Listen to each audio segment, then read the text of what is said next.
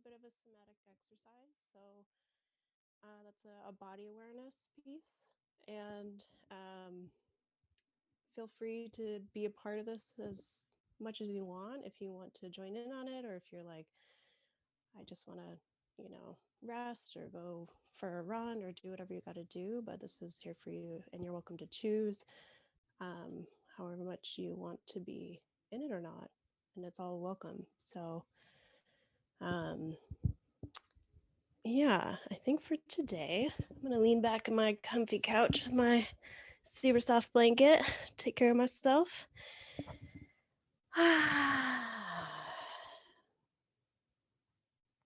And then the invitation is to take a hand or your hands and place it anywhere on your body that you feel like needs attention. So usually we're trying to just kind of move towards care. Like, how do we care for ourselves? How do we care for each other? So anywhere that feels like it needs something, needs your own touch.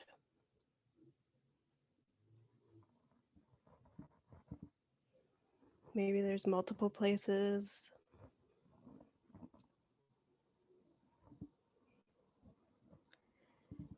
And then just tuning in how it feels to have a hand or hands here in this place.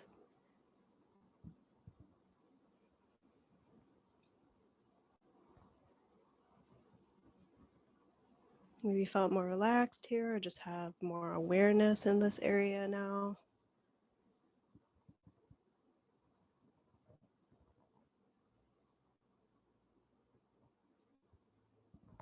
So we're holding our attention to this spot.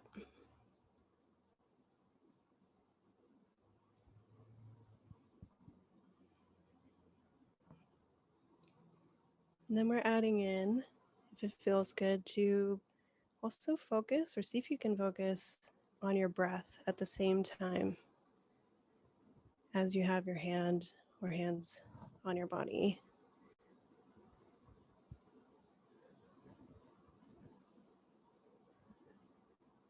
And placing our awareness in both these places, on the breath and in touch.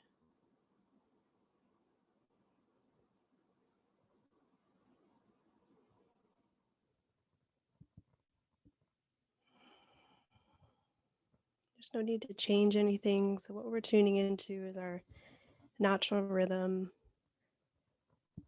Our breath doesn't have to be anything or change at all. We're just noticing what it's doing right now.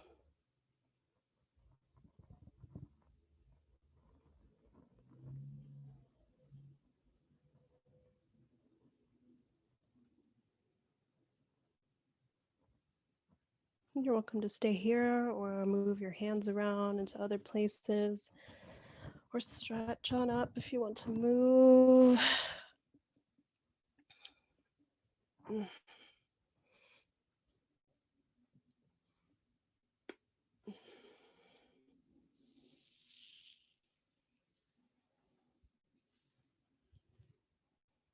And as we're moving, we're just assessing where we're at today. Where are you at? Are you feeling pretty good? Are you feeling a little sleepy?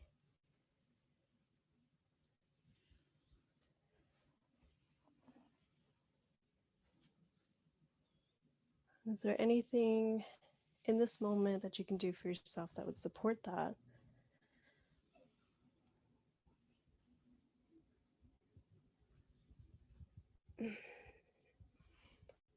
All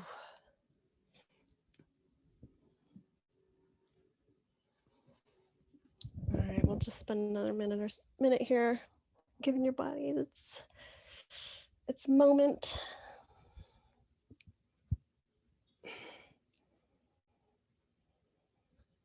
And anything else that you feel like you need to feel grounded here and present.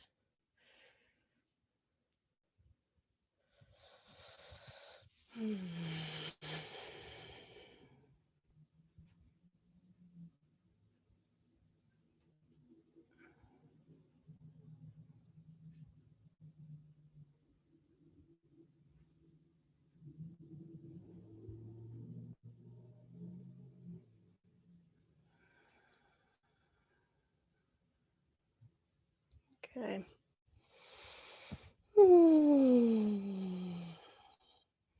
So welcome to stay where you're at, and I'm just gonna chat for a little bit before me and Jeanette are gonna chat for a little bit before we head into listening to Brian sing. So for folks who are coming in for the first time to the gathering, so the structure is something like we kind of do some housekeeping where we talk about things. Like right now, we're going to be talking about feedback that we've gotten, how we're shifting things.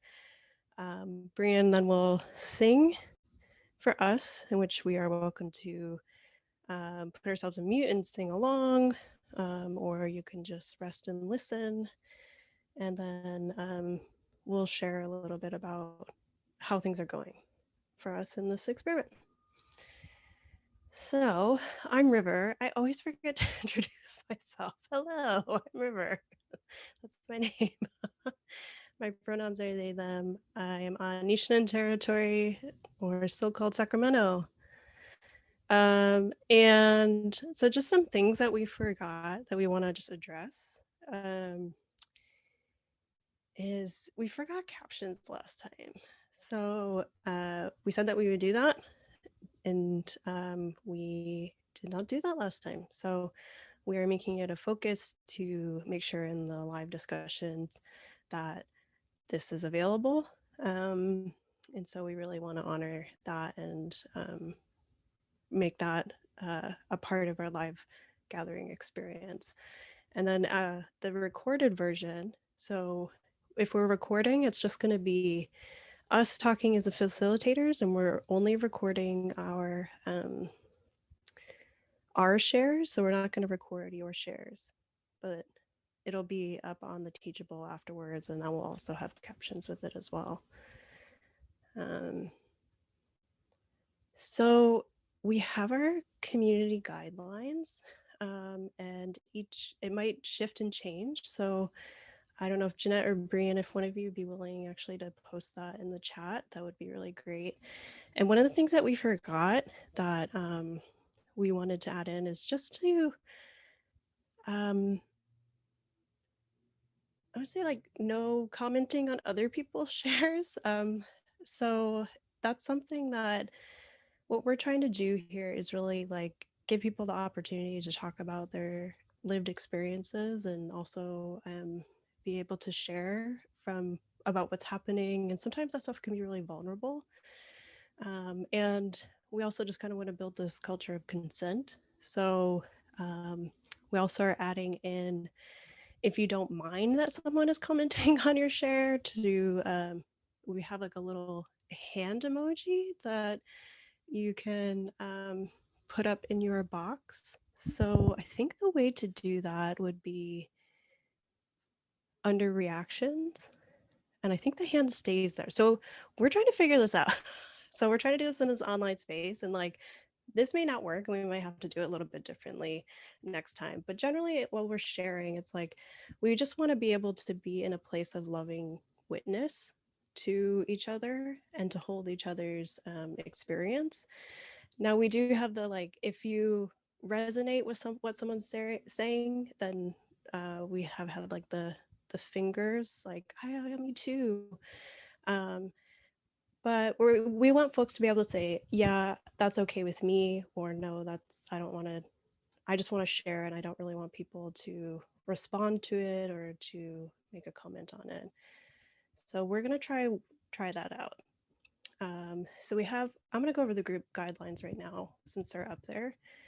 So we have confidentiality. So that would be, whatever happens in here stays in here. This doesn't go outside of this gathering.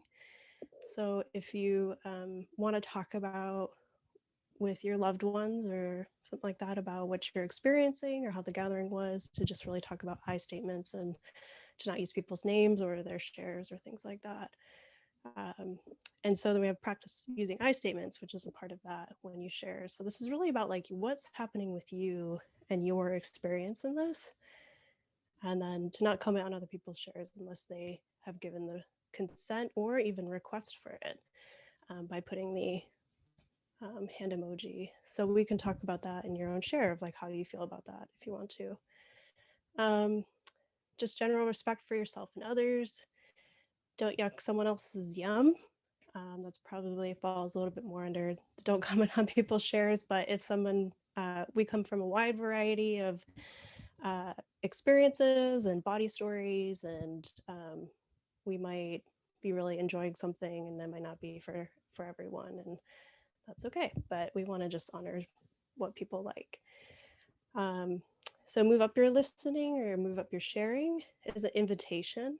So and your share, you're welcome to share more if you'd like. If you're like, I know for me sometimes I get really nervous, so I tend to not want to share a lot, but so it's been interesting to kind of like give myself some more space to see what else is there. Radical compassion for yourself and others. You belong here. Trust the process. And then be your own authority. Take care of yourself throughout this. If you need to use the bathroom, go use the bathroom. If you need to pause your video, have your video off the whole time, lie down, move around, eat, go for a run, whatever feels really good, or clean your house. So that's all welcome. And we'll continue to add to these. So if there's anything that you're like, oh, that would be really cool, please let us know. We would love to have that.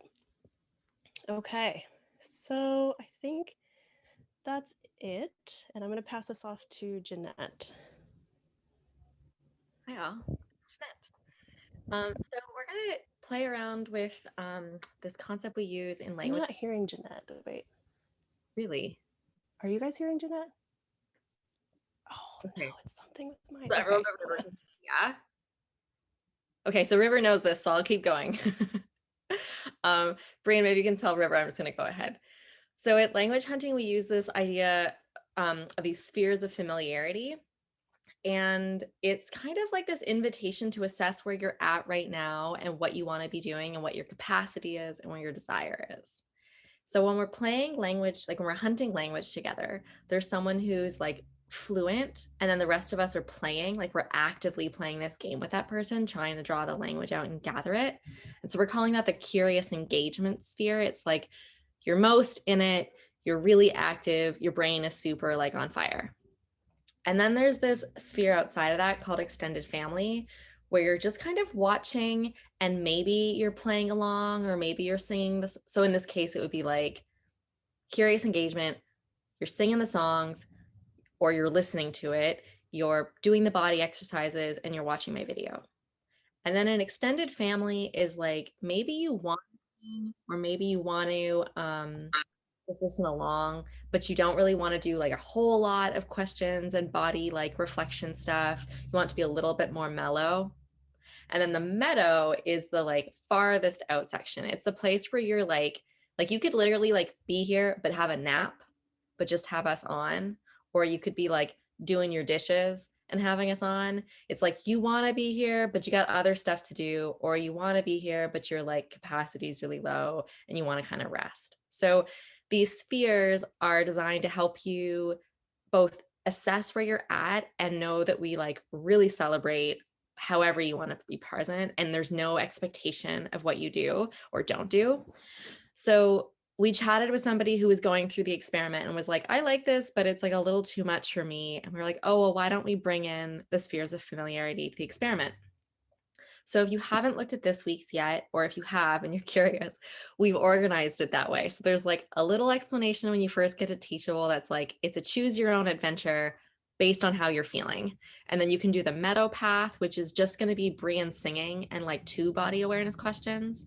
Or you can go to extended family, which is a video of River talking about body stuff, Brian singing, and a few more questions. And then a curious engagement is like the whole stuff that you would get previously. And this is to like make it easier if you're like, I don't know how to pick this apart. You could go on our method. And it's kind of to go like another step to be like, we fully support and encourage you playing with this however you like. So if you have Like if you go through it and you're like, this didn't work for me, I didn't like this, feel free to let us know. If you went through it and you're like, this was great, I liked it a lot, and you want to let us know, or you're like, I have an idea of how this could be done, we're super open to hearing it. And we really appreciated having the person reach out to us and be like, this didn't work so much, because we could just pivot. So we just chatted with them last week and then had a meeting, the three of us, and we're like, okay, let's try something new. So thanks for your like feedback and engagement and helping us make this more enjoyable and accessible. And we're thinking next week, once you go through a week with Meadow and extended family and curious engagement, if you wanted to come, like my name was adjusted because I had been practicing with this while we were hanging out together. Like you could even add to your, say, like I won't do this today, but let's say I was like, I want to be in the Meadow. And then it's there. And so, like I'm not going to be sharing. I'm going to be doing something else, even my camera's off. So we'll play with that next week. But for now, just know that it's an invitation to see how you feel and if you like it. I'm going to get rid of Meadow from my name. I think that's it. Yeah,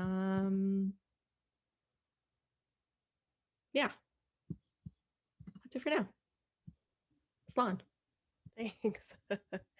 I realized that I couldn't hear anyone at first, so I'm sorry if I was talking and anyone else was trying to talk or anything, that I wasn't ignoring you if that was happening. I just didn't have my audio hooked up correctly. So, yeah, I think what we're gonna do then now. I just wanted to add to the spheres. What's interesting about it is that um, it's really like, and the invitation is to keep checking in with yourself and getting used to doing that as a practice of like how wherever you are is welcome. And if you can keep practicing assessing where you're at and then meeting your own needs with that as we go along. So just helps to build a practice of doing that. The only thing I would add, River, too, is you and I have been playing around with the Meadow in language hunting. And what we're noticing is each time we do it, we like give ourselves a little bit more permission. It's kind of like this elastic band. It's like we think we'll feel comfortable giving ourselves permission to like not really participate. And then we do it and we're like, oh, that felt good. And then we like move a little bit farther. So yeah, invitation to be really playful with it. Yeah. I spent the one of Brian's language hunting things in the meadow by taking a nap. And it was really cool because I could actually hear Brian and I was sleeping at the same time. So I feel like it kind of incepted my dreams a little bit, which was like a whole other way of learning. I really appreciated that. So yeah, we're excited to share this with y'all. And up next, we're gonna be able to listen and sing along with Brian. So we'll have our microphones on mute. We'll stay on mute so we can. Language hunting is, so Sienna was asking in the chat what language hunting is. That's a really good question. This is I don't know if Brian, you want to share a little bit about it, or if you'd like me to before heading in, but you're the most familiar with it. Sure. Yeah. Language hunting is a decolonized form of language learning through gameplay that utilizes contract sign ASL. And so instead of me writing language up on a board, teaching it kind of conventionally, the way that most education systems do it, I introduce bite-sized bits of language and we play through it using kind of the questions of journalism and passing around the language within a group. And so it's a great way to embody language very early on, very different from trying to learn to read and write in a language first, which is generally how we're taught to learn language. And it's not necessarily the very best. And it doesn't, especially with minority languages, it doesn't produce the outcomes that we really require within a minority community language. So we're using this with Irish. It's going to be the next thing we offer is learning Irish through gameplay, and there's no English involved. But what we notice is it brings up, we've done it with a beta tester, both Asia and Jamie came through our beta testing program, and it brings up a lot of feelings because you learn a language with absolutely no English. And so we thought that the song program was the gentle way to start introducing some of these concepts. And so we're planning to do song as our building, and then we'll move into language next.